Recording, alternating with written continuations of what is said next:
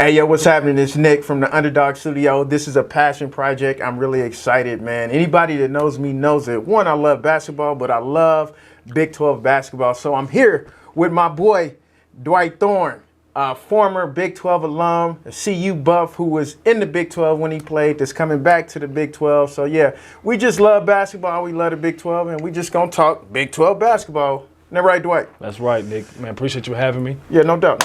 And I'm really excited about kind of digging into hoops, to philosophy, and most importantly, the best basketball conference in the league, man, with 12 only. Yeah, 12 only. That's what we gonna call it. So 12 only, definitely the best conference in America. I coached at Iowa State, even though it was only a year. It was something really special for me. I've always looked up to my dad as a basketball role model, and my dad coached in the Big 12, and not only did he coach in the Big 12 and Big 8, he was very successful, went to a Final Four, so I always had dreams of following in his footsteps, and so it was a cool experience for me to coach in some of the same arenas and against some of the same people he did, so we both have a passion for Big 12 basketball. But enough of that, man. Let's get to it. What we got? Let's get to it, man. So what we'll do is we'll kind of go through, the frame will be, we'll go through the games of the week. Right.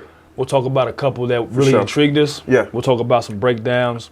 And then at the end of it, we'll talk about who we think had the best week and then who we think has to regroup for the week. Yep. So without further ado, the first game we'll talk about is Houston and Kansas State. Houston beats Kansas State 74-52 in Houston. Right. And when you watch that game at the beginning, when I was watching it, it was classic Big 12 basketball. Yep. Houston and Kansas State, they were going at it. Kansas State didn't shoot the ball well to begin with, so Houston got out to a good lead. But it was physical, it was tough, it was great, gritty Big 12 basketball, and the Cougars were able to pull away in the end with this tough stout defense. Yeah, no doubt. I didn't get to watch that whole game. It was like yesterday's window. Sometimes Saturday's tough, right? There was that window where there were like 3 games going on at once. But I went back on Synergy and watched the first half, and to me it looked like, one, Houston's kind of rounding into being Houston as it relates to putting their footprint in the Big 12, so to speak. And when I look at Kansas State, I feel like Kansas State has some of those same qualities, some of those same intangibles, that commitment to defense as Houston. But Houston's a better Houston than Kansas State, so to speak, and that's what it looked like. You know, they've got better athletes. I think that they have better players offensively that are equipped. When I say better players that are equipped to thrive in that physical environment. When you look at Kansas State, you know, you talk about Tyler Perry. I love watching him play. I mean, he's a pick and roll wizard, ball screen wizard, you know what I'm saying, can shoot, you know, but he's not the biggest guy in the world. He's not the most physically imposing guy in the world, whereas Houston has those physical guards, and they made things difficult for Kansas State. They did, and Jamal Shead scored 17, and the Cougars forced 18 turnovers. Yeah. So they did their thing, and when I watched the game, 2 things that Houston is going to always do, right? They're going to hedge that ball screen, they're going to trap in the post, and it just creates a little bit of dynamic you have to prepare for. And that's their brand of basketball. They're committed to it. You got to prepare for it. And it worked out in their favor yesterday. So we'll be interested to see how Kansas State bounces back after a 2-loss week. Right. And then interested to see what Houston does as they continue to go forward this next week. Real quick, you know, when you talk about that, we talked, again, we're basketball nerds. We just enjoy, one, it's easy for us both to follow Big 12 because of our roots, but also, like, we also have connections in Texas, and when you have connections in Texas in basketball, that means you have connections with the Big 12. So we were talking about Kansas State against Iowa State and Tyler Perry. Yep.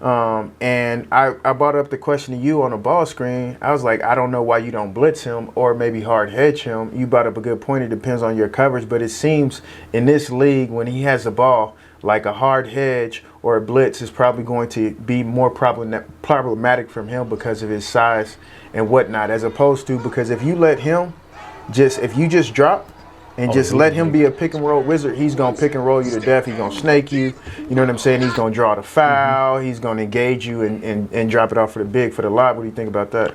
Part of the things I told you is right with your personnel when it comes to trapping ball screens or hedging them really hard is your personnel. Right.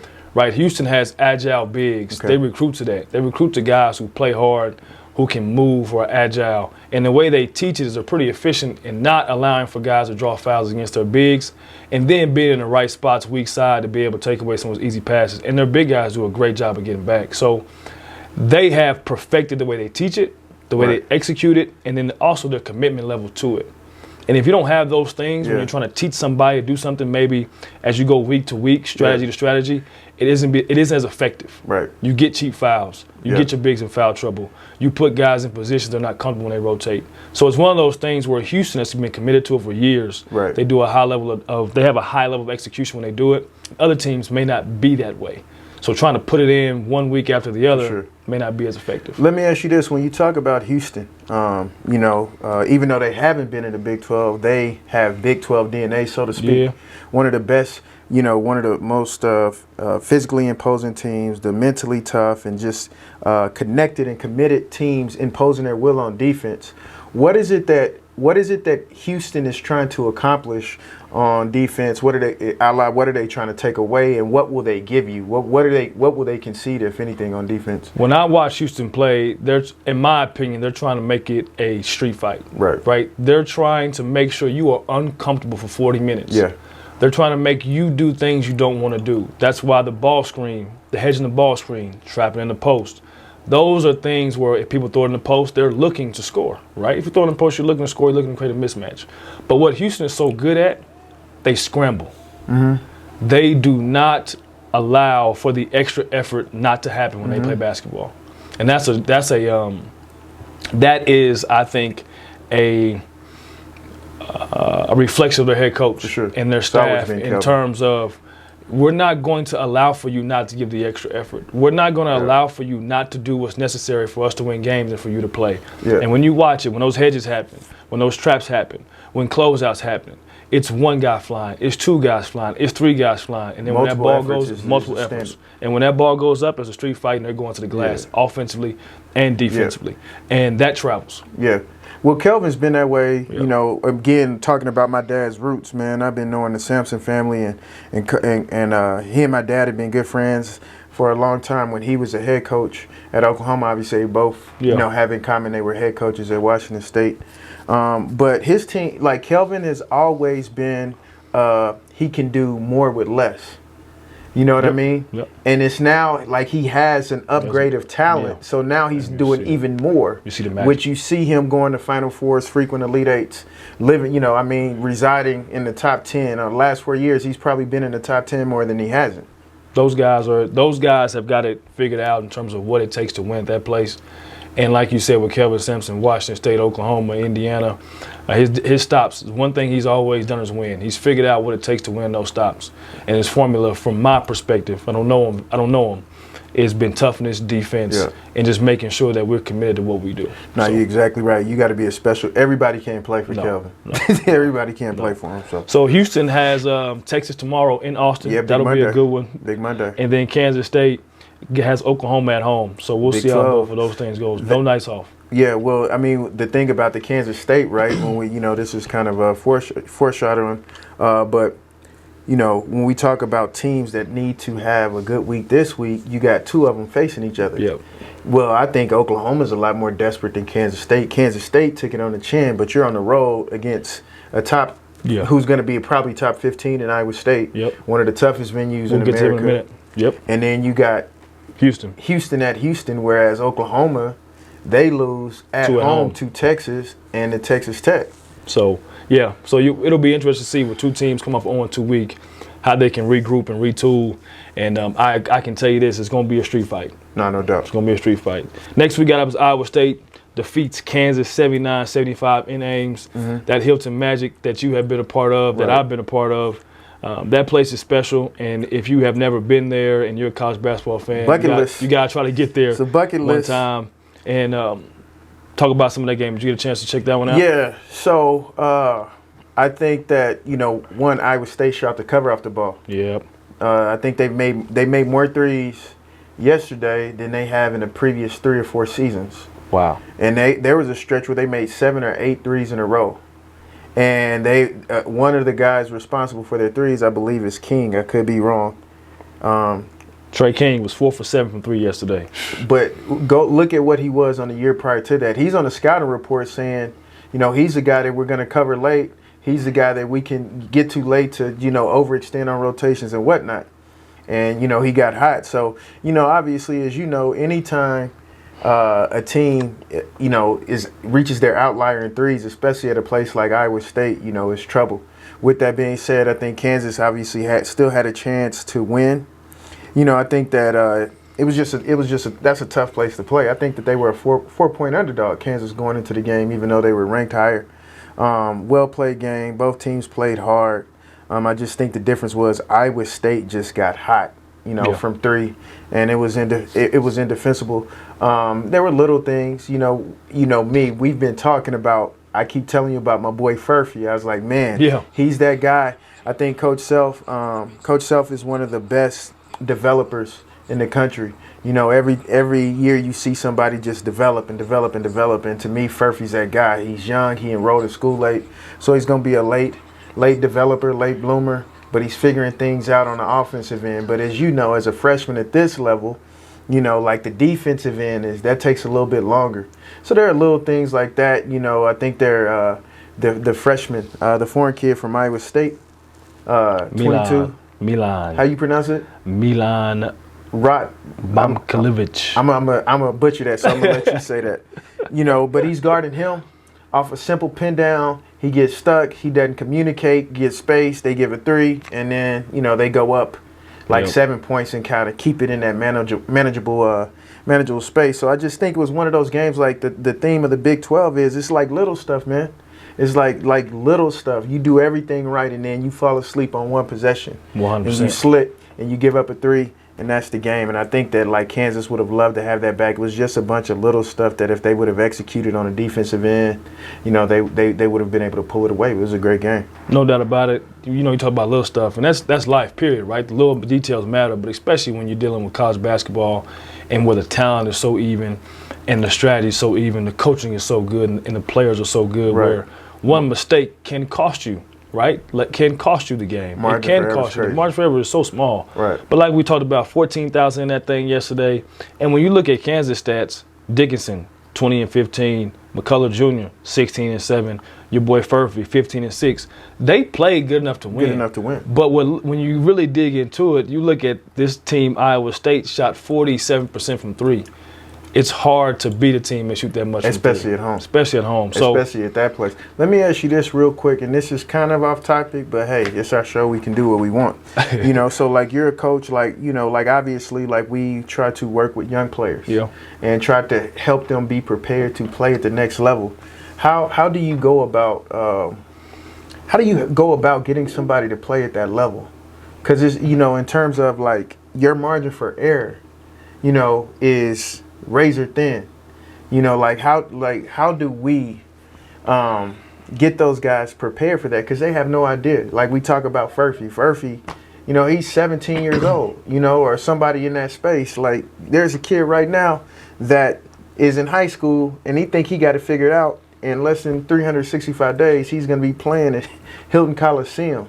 I think it's trial by fire, right? Like a lot of times you don't know what you don't know. And a lot of the young men that come into college, they think they know, but they don't know what they do not know.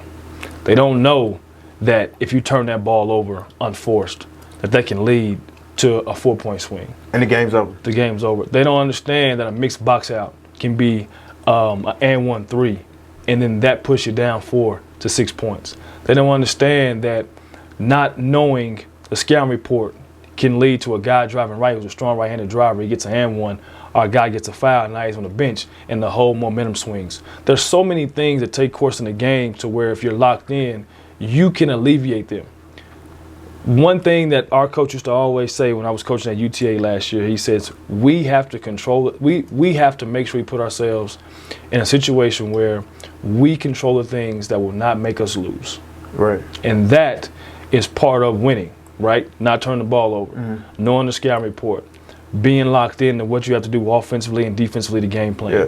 So to answer your question, it's experience is trial by fire. That's why you see teams getting older and staying older. Yeah. Because guys have been through those trials and those fires and those tribulations, and they understand, or they have a better sense of how important small things are. Right. Freshmen just want to play, right? Sophomores want to play a little bit more. Juniors want to be successful, and seniors want to win. So if you can get a team full of guys that want to win, that are juniors and seniors or 5th-year or 6th-year guys, you have an understanding that they have an understanding of what it takes to win, or you hope so. Right. Well said, Coach. Thanks. What we got next? What we got next is Texas BYU. And BYU defeats Texas in Provo 84-72 in front of about 19,000 sellout crowd. Tough place to play. And if you've ever been to the Marriott Center in Provo, man, it's a great place to be, a great venue, and it's a tough place to play. Right on top of you, right? Utah, just basketball in general, for those that don't know, is a tough place to be. When you got Weber State, I'm going to miss somebody. Weber State, Utah State, Utah Valley, I played there. It's a tough place to play. BYU, Utah. Like, they just love hoops out there, and they come out and support their teams, and it makes a big-time difference. Yeah. The biggest thing with the game yesterday is BYU shot 64-41, 64 from 2, 41 from 3. And that is what they want to do. And they were allowed to do it yesterday. And as you see, they beat Texas by 12 at home. Yeah, like for me, that game, I talk to you all the time. I really like the potential of Texas. You know what I mean? You got Asmus, you got Dessou, who I can't stop. I can't shut up about him. I think he's the toughest guard in the Big 12, toughest person to guard in the Big 12. You've got athletes. You got Tyrese Hunter. You got your boy Weaver. Just a spark plug, energizer bunny, versatile defender, effort guy, all the things. They don't have necessarily the depth, but that's okay. But I think that they're talented enough to contend for a Big 12 championship. So after the Oklahoma game, I texted you after the Oklahoma game. I said if they guard like that, they're gonna be a problem. So I was kind of disappointed to see the performance at Texas at BYU. Now BYU's a great team and a top 20 team and a tough place to play. So obviously you got to keep that into consideration. But at the end of the day, like we talk about, BYU's hard to guard, man, because they can all shoot it, right? But they're able to create. So they're capable of making a high volume of threes. As you saw, shoot 41%. But they're willing to. They're able to create those because of the ball movement. But I like I said, I probably have you do a coach's breakdown on it. But to me, what makes them hard to guard for most teams is their weak side activity off the ball. Their weak side off the ball movement, the cuts, the cuts and the urgency of the cuts and how hard the cuts are and the exchanges on the weak side. A lot of teams aren't used to that. You know what I mean? And so that's how they're able to pass.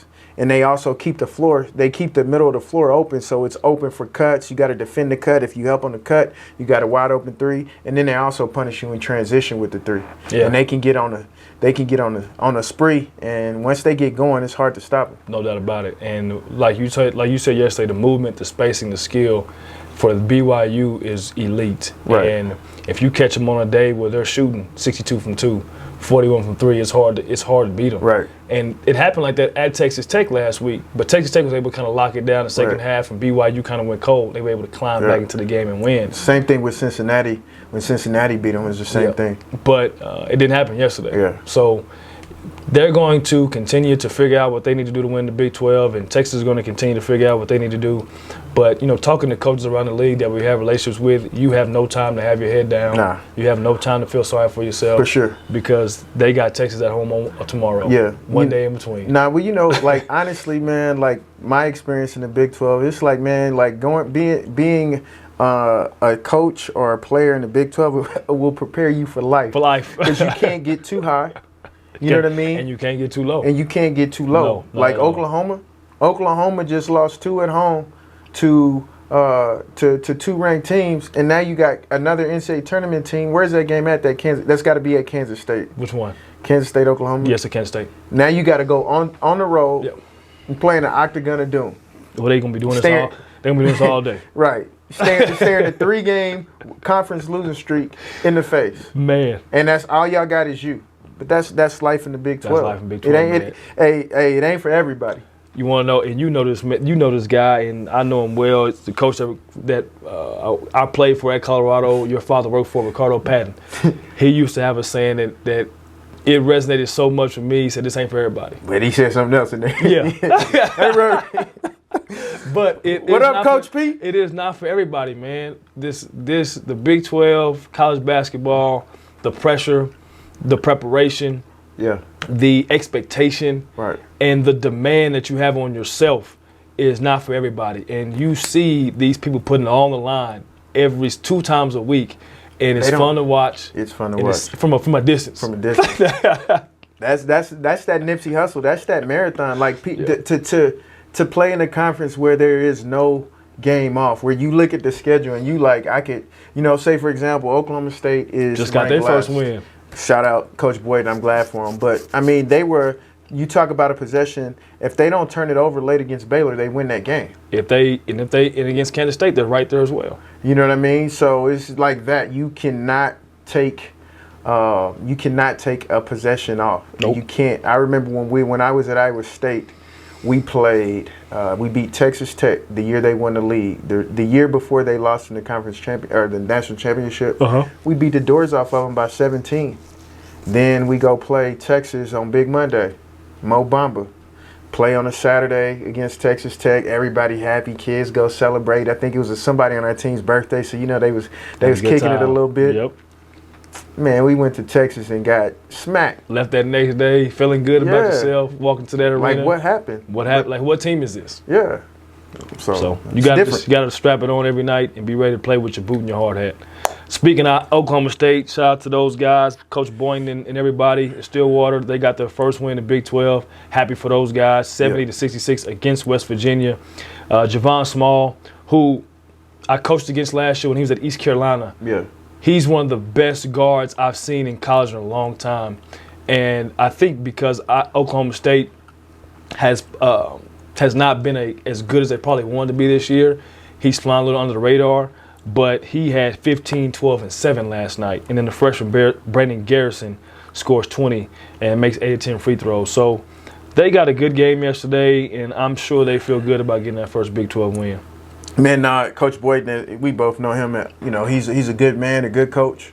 And it just goes to show, like, you can be a great coach and have a good team. It's like my dad, when my dad coached me at Washington State, we were good. We weren't terrible, but we finished last because at that time, it was the Pac-10. That's how old I am. But there were pros, in every team, and so it was just a matter of somebody had to win, somebody had to lose. That's how I feel about Oklahoma State. They got athletes. They play hard. They're tough, but they in the Big 12. So definitely glad that they got that win. To that point that you made earlier about how do you get people to understand the fire and understand that every single possession matters. They're young. Right?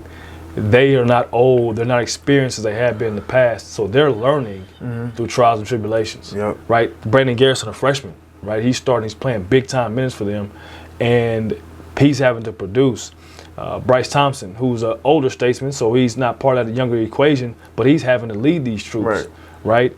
And Javon Small is transferred first year in the system. So they have some young people. They got some first year guys in the system. So they'll continue to get better, and hopefully they can maybe string a couple together and win a couple more in a row. Well, that's another thing when you talk about, also when you talk about that evolution from freshman to senior, it's just not a foregone conclusion that you can go from that to being a dude. Everybody wants to be the dude until it's time to be the dude. Being a dude in this conference, that's hard. Yeah. We talk all the time as we've been watching. We've pretty much watched as many. We've probably watched 70 to 80% of the games. And I said, pay attention to how many people can put back-to-back really good offensive performances together. It is hard. It is hard. Like it was a week before last, Pop Isaacs. They against Kansas State. He had. I'm going to say he had 30 points. 32, I think. Next game, he had like 8. And that doesn't mean he's bad. That just means that's the type of level of competition. When you see somebody that can string together 2, 3, 4 games where they get 17, 21 or whatever, like you different for sure. You're the real deal. Because the coaching's so good. Right. Like these coaches are best in the country. They're the best in the country, and they are trying to figure out how to alleviate, how to take what you want to do away night in, night out. And like you said, you gotta be special. Well, not NBA even coaching staff. Coaching staffs, yeah. That's what I'm saying. Coaching the whole staffs. So you got to be special to be able to put work in at a high level night in, night out. And that's why, and I know we're a little off topic here, that's why I respect pros so much. right? And they're playing 82 games. Yeah. And obviously the preparation to play every single night or every other night is not as detailed as it is when you're only playing twice a week. Right. But playing 82 games, 35, 42 minutes a game, and you put up 30 points a game or 35 a night, or Jokic and Embiid, like, that's how good these guys are. Right. And these young people, consistency. These young people are striving to get to that level, so they have to show the consistency at this level, right, in order to get to that level. So, and when you talk about it, like you said again, like we're talking about the Big 12, and this is our show, so we can rabbit hole it if we want. But maybe the answer to that, as we talk about helping young people, is to develop consistent habits, because you can never be consistently dominant if you don't have consistent habits. Exactly. You know, and get them out of that mindset. Like, well, it's just one turnover. Yeah, but that just one turnover is at the next level is going to be the reason you lose. It's going to be the reason you sitting there on Selection Sunday. You know what I'm saying? Yeah. Sad. It's going to be the reason that they take you out of the game, and it's nothing personal. Yep. When they take you out of the game, well, I only made one mistake. Yeah, it's nothing personal, because that one mistake could get us beat when we go to Hilton, or get us beat when we go to Texas Tech, whoever it is. And to your point, I think young people think about mistakes as being missed shots, right, or being every single turnover. All turnovers not created equally, right? Or being situations where you get in and you don't do anything, but you feel like you didn't get a chance. And some of those things may be true, but the biggest thing is trust from that coach to that player, right? Because all turnovers are not created equal. Sure. All missed shots are not created equal. Yep. All decision making is not created equal. But what have you shown? What consistent habits have you shown working and in practice that allow for me to trust you? So when I get into this game, I gotta trust you. I gotta be able to trust you. I gotta be able to trust you. Gotta be able to trust. It's like I was talking about in that Iowa State game. You know, like I love Furphy's game. I love his potential, but he made that may have been the only defensive mistake he made. I don't know, but that one mistake, you know, gives you a three. The crowd is kind of quieted down. Iowa State is on their heels. They're reeling. Kansas feeling good. Then bang, three. And those are in the mental lapses, the not paying attention, the concentration lapses are where coaches really have a hard time giving players extra leash and rope. Right. When you're not giving extra effort, you're not playing hard, you have a mental lapse or a mental mistake, and it's been drilled on, it's been talked about, it's been exercised. It's been gone through numerous times throughout the week to ensure that when we get in this game, we're going to be able to execute this, and we mess it up. Right. Those are things that drive coaches crazy. Well, here's the thing. There are two things about that. One is people don't consider that this coach, and we've been on that side, been neglecting his family, ain't been eating, ain't been working out because he been watching the film till 2, 3 in the morning. 100%. Strung out on Mountain Dews or Coke or Celsius, whatever your caffeine of choice is. Yep. You know what I'm saying? For you to put you in a position, it takes a lot. A lot goes into getting somebody prepared to win at this level. 100%. And so when you sit up there and you have a lapse because it's a bad habit, like you don't think that coach is going, and his job is on the line? There's going to be some kind of reaction. You know what I'm saying? It ain't going to be sweet. Gonna be sweet. So listen, we're gonna take our first break. Anytime we take a break, it's a shameless plug for me to plug my book. Hey, I wrote a book, Underdog.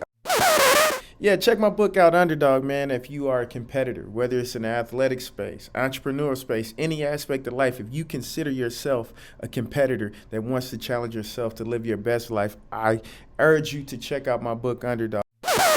All right, next game we got up, man, is Texas Tech at Oklahoma, and another great Big 12 game. Texas Tech has won 11 of their last 12, man, and they are playing great basketball. And Coach McCaslin said it yesterday. They just trust each other, and they don't panic, and they find a way to win because they were down by 9 points in the second half yesterday. And the biggest thing that I see from Texas Tech when I watch them play is the guard play and how, like they said, they do trust each other, and they believe they're going to win. And I think that comes from their coaching staff. And what up, Buff? That's the real reason. They got that secret weapon on the sideline, DFW's finest. So we'll see what happens next when they play TCU on Tuesday. But great game. What were your thoughts? So I didn't get to watch a lot of that. I watched the end. Like if I don't get to watch the game live, I try to. If it's a close game, I try to watch the end. If it's more of a blowout, I try to like watch what, you know what I'm saying, like the pivotal part of the game where it went from a close game to somebody taking control. So this one, I watched the end. I think that, you know, from what I saw, one, I don't know how you feel, but the guard play and the guard relationship is between Toussaint and Pops is pretty dope because they complement each other. You know, let's just be honest. We've all seen there are times where you get people on the same team and they're really kind of competing against each other in terms of I want the shine, I want the spotlight, I'm the guy. They don't. You know what I mean? They complement because of that. They complement each other. And I think because of that, because they have that dynamic, they improve each other's talent so much. When you talk about Pops Isaac, man, he's free flowing. He's got every floater in the book. You know what I'm saying? He can get hot from three. Where you got Toussaint, like he's a pick and roll wizard, makes the right reads, plays at his pace, strong, can finish around the rim and one.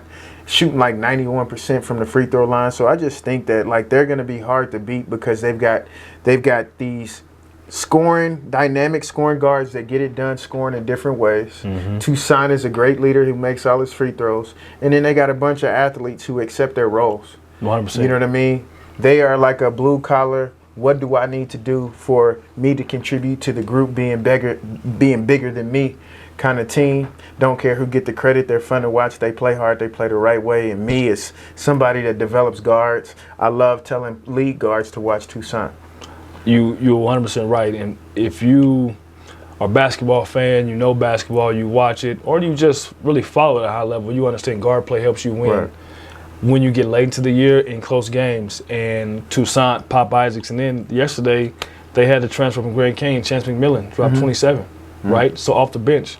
So 27 off the bench. 27 off the bench, yeah, man. that's hard to beat. It's hard to do at that level anywhere. Right. 27 off the bench. So it just shows you that those guys believe, like you said, next man up. Anybody can help us win the game, and it comes from the leadership and making sure that they're prepared to play and they understand that everybody's important to the organization, what they're trying to do. Yeah. So, next up we got TCU Baylor, man. Wow. A barn burner. TCU defeats Baylor at the new place in Waco, 105-102. Right. Jamil Nelson Jr. scores a 30 ball, right? Yeah. And like we just talked about, it's hard to score 30 in the Big 12. But he had a couple extra frames, right? But he still got it done, man. And shout out to those guys in Fort Worth, 105-102, beating Baylor. What you got? First of all, man, the basketball guys, the Big 12 basketball guys was good to us. I watched that game. It was one of those games too, bro. Like I started watching it, and I was like, oh, I'm gonna get something to eat after the game. So like I was so hungry because the game kept going, but it was a really good game. It was a high level game. It was a game where, like, you know, as a fan, when you know, I wouldn't say you don't have a rooting interest. Like we know both people on both squads. For sure, you know, we know AB, the chaplain for Baylor, Pastor Brewer, is a mentor of mine, and then obviously Tony Benford at TCU and everybody there. So you know, my boy Corey, but I think that you didn't want to see anybody lose because they both laid it on the line. It was a game like what we talk about. It was little stuff. TCU actually had a chance to win the game multiple times and just made little mistakes, missed free throws, offensive rebounds, all those things. But they had that resiliency you need to win in this league to find a way to win. You gotta find a way. You know, one of the things, and we've talked about this before, one of the things that's fun to watch in this conference is there's so many teams that have multiple like lead guards. You know, we just like you got it at Houston. We just said it at Texas Tech, but then you have it here as well when you talk about TCU. And they even, you know, because they've got Avery Anderson. You just talked about experience. All those guys. You got Nelson, and then you got Tennyson. And they complement each other. Avery Anderson is the experienced guy that's been through the league, that's athletic, that can finish bigger than his size because of his athleticism. He's gotten better. He's been a better passer. And then you've got somebody that's a scoring point guard that just took over. Like he just found a switch and he just attacked it. And then you got Tennyson, who is he the best shooter in the Big 12? Might be. He's one of them. You know what I mean? I've seen him make a couple of tough shots, too. Like, I recruited Trey Tennyson when I was at the University of Denver when he was in junior college at Ranger, and he was always a great shooter. But to see some of the way he's starting to make shots now, those runaways, inside leg, quick catch and shoots off the bounce, like he's turned himself into a dynamic shooter and scorer who is he's put the Big 12 on notice for sure. Yeah. And then I cannot not if I'm going to talk about TCU, I have to talk about Micah Peavy. Man, great game for him. What I mean? 18 points. Like, one, it's been fun to see him figure himself out in this league. You know, he's at Texas Tech, and he always played hard. He's always an athlete. Now he's kind of like, you know, not being sped up. He's worked on his game. I mean, that dude is underrated, not talked about a lot. But, I mean, he's a difference maker. He's going to rebound bigger than his size. He can guard bigger than his size. He can guard smaller than his size. He denies passes. He's going to shut off a side of the floor. He's going to get in the passing lane and all that. I'm telling you, TCU is like a team that I wouldn't be surprised if they could make a run depending on their matchups in the Elite Eight, maybe Final Four. What don't they have? You got shooting. You got playmakers. Got experience. You've got somebody. You've got somebody that can get a bucket. What's their wing? What's their wing's name? O'Bannon? No, not O'Bannon. Speaking of O'Bannon, he made 3 tough shots. It's my Emmanuel Miller. Emmanuel Miller. I mean, like, when you talk about their team, he's a 3-level scorer. You can clear out and ISO him. He can finish around the lane. They got everything they need to make a run, not in the Big 12, but in the NCAA tournament. My apologies for getting Emmanuel Miller, man. That guy there, in my opinion, has made a big jump in terms of what's been asked for him to do. No doubt. And then he's delivered. He wasn't asked to produce the way he's producing now the last couple of years because of Mike Miles, because of Big Eddie, because of the team they've had to hold together. Yep. But in this situation now where they've asked him to be more of a scorer, I probably imagine to be a leader, to be somebody to depend on, he stepped up and ran. But him and Micah Peavy. Yeah, no doubt. So, like, I'm telling you, man, they're dangerous. They're a dangerous team. So Cincinnati defeats UCF at home, something I think Cincinnati felt like they had to go ahead and get. You got to win that. You got to win at home. Trying to get UCF and trying to get another win after you've lost a couple in a row. They actually were down by 12 in the second half and shot 64% and came back. So shout out to those guys, the Cincinnati Bearcats. Dan Skillings Jr. led him in scoring again with 21 points. Have you been able to watch him play? Yes, I have. I watched him play against Kansas on Monday. He did a great job. Great athlete, right? Good athlete. He gets to the basket, made a couple of threes, and he's – I don't think he started. Let me look at this. I think against Kansas, he came off the bench. Cincinnati. Why are you looking that up? Cincinnati's got a good team. Yeah, they do. I think that's an NCAA tournament team. You know, it's just if they can survive the belly of this Big 12 beast. Got to take that out. He did start, so we got to take that out. That's fine. We'll figure it out. Like, he started. So no, he did start, but for some reason I thought maybe he's come off the bench. But Dan Skillings, he's been good. The last couple of games I've watched, it's been fun to watch him. And then John Newman. John, what up, boy? A 6-year senior. Proud of you. A 6-year senior. Doing his thing, 19 points yesterday. He had 19? 19. Just being a 6-year guy that's going to make minimal mistakes, going to be tough, going to defend, and be a high-energy, high-level player. Like, if I had to pick my all Big 12 defensive team, I don't know the 5, but I know 2 of the 5, Micah Peavy and John. You put them 2 guys defensively, you like your chances. Yeah, no doubt. So that's the slate of games for the weekend. Obviously, games happen during the week. Best week, who we say was the best week this week? Best week, you got to go with, it's between Iowa State, Houston. I probably would say Iowa State, right? Beating Kansas State at home in a tough game where there was some controversy at the end. We won't necessarily get into because I haven't got all the facts. But to be able to deal with the distraction, right? To win that game at home against Kansas State, to deal with the distraction, get your guys back focused, and then play the way you did to beat Kansas. A team where Kansas played good enough to win the game, but you found a way to win because of how you shot the basketball. So I agree with you. I think they're probably the best week. Then you also got TCU. Yeah, TCU had a good week as well. Anytime you get 2, like, I don't know, like, I might have to go TCU because you get 2 road wins. 2 road wins. You know, 2 road wins, one of which is against a top 15 team in Baylor. You know, like I might have to go TCU, but I think it's it might be a co. You know what I mean? We'll give it a co. Team of the week for sure. We'll give it a co-team of the week.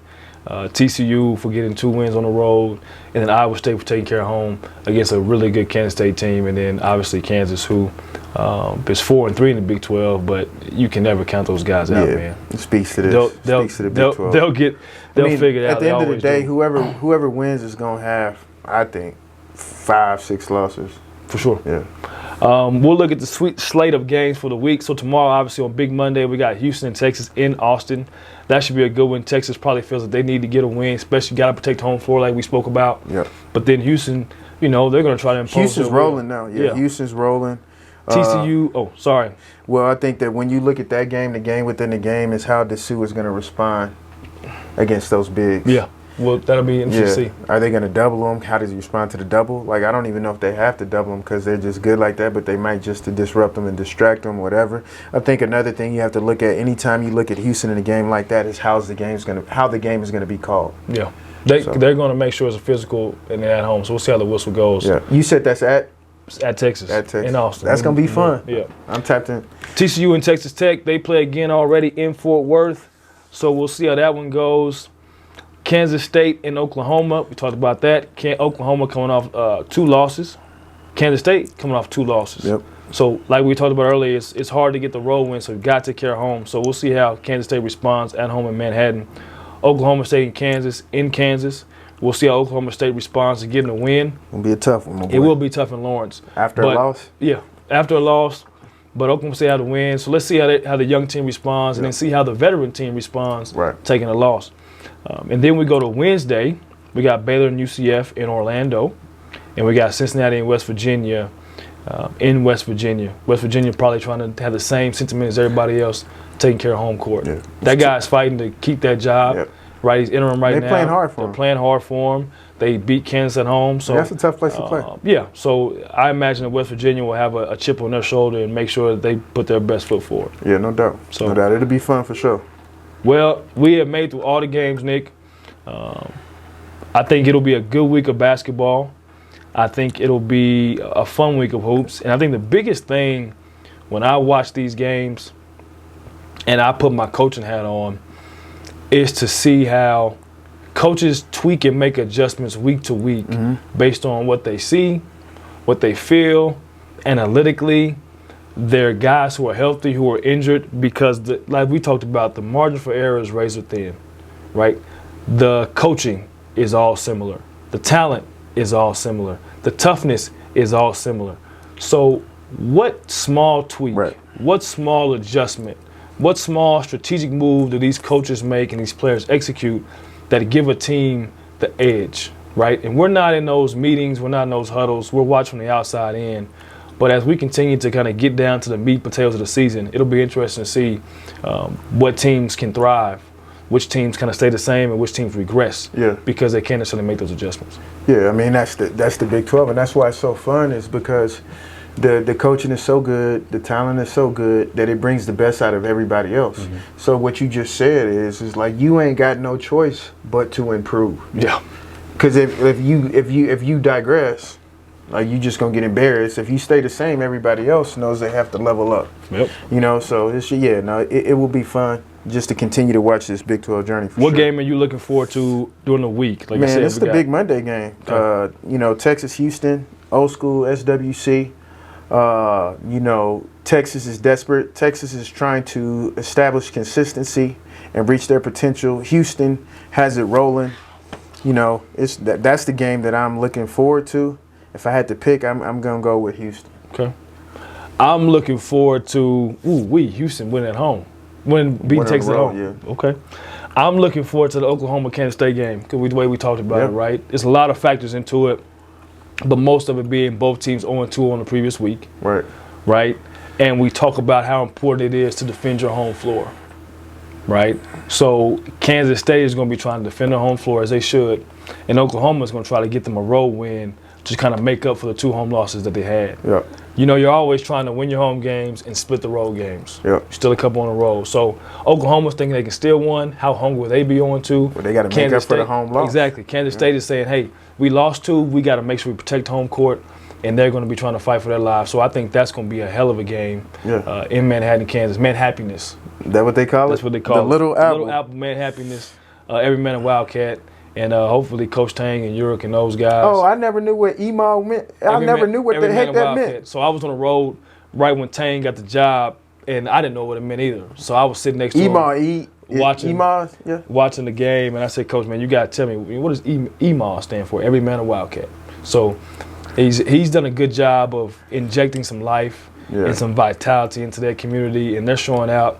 They're showing up and they're showing out for him. So I'm excited for that game. Yeah, no, I am. And Coach Tang is a great man. Yeah. Yeah, for sure. So that's it, man. That's it. We back at it next week? Back at it next week. Let's go.